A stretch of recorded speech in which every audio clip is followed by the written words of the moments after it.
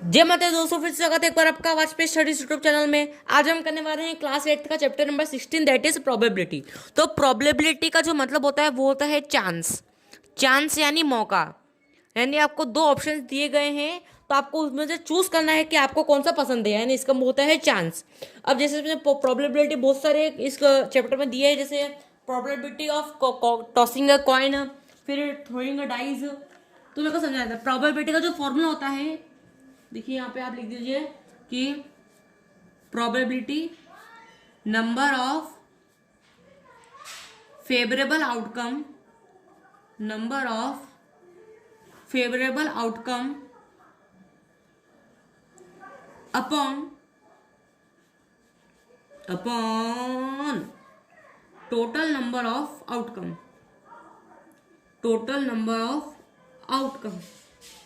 ठीक है, ये प्रोबेबिलिटी का फॉर्मूला होता है। ध्यान देखिए, number of favourable outcome upon total number of outcome. मान लो ये एक बुक, ठीक है ना। अब पहले हम समझ लेते हैं टॉसिंग का कॉइन।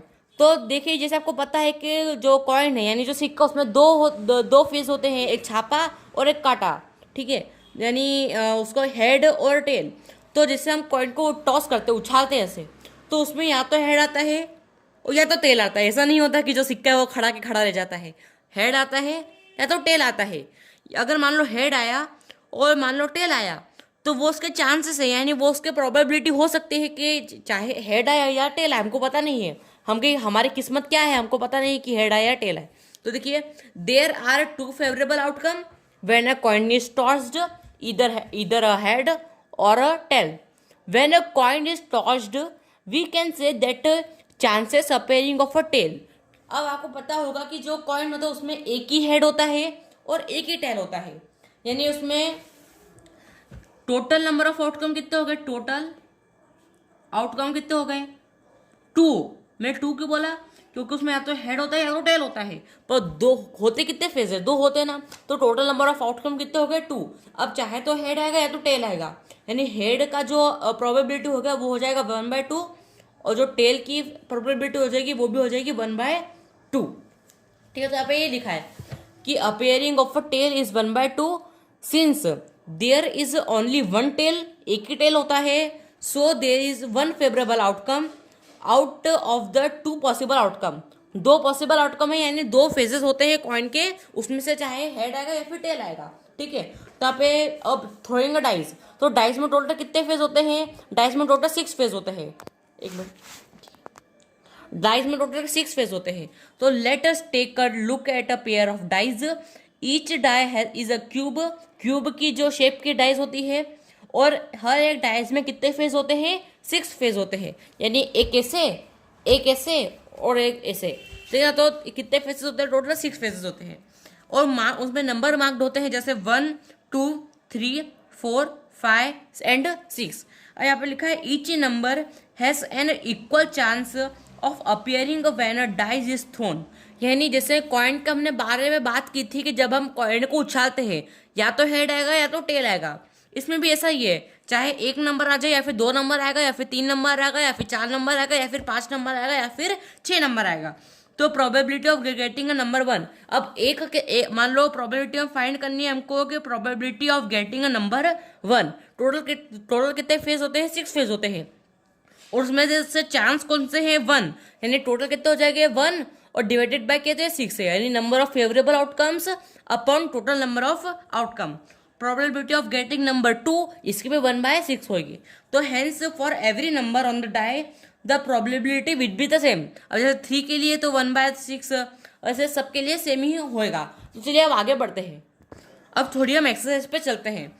तो देखिए, find the probability of getting a number 6 when a dice is throne. अब यहाँ पे बोला गया था, यहाँ पे बोला था कि हर डाइस के लिए सेम ही प्रोबेबिलिटी होती है। देखा लिखा every number on the dice the probability will be the same. अब यहाँ पे नंबर क्या बोला है, यहाँ पे नंबर बोला है 6, तो इसकी क्या प्रोबेबिलिटी होगी, इसकी होगी 1/6।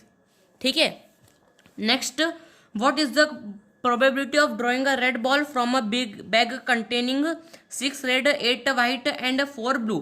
तो पहले आप देख लीजिए कि टोटल बॉल्स कितनी है। तो 8 और 4 9 10 11 12 और 12 और 6 कितने होते हैं मेरे 18। तो टोटल बॉल्स कितने हो गई मेरी 18 हो गई, ठीक है ना।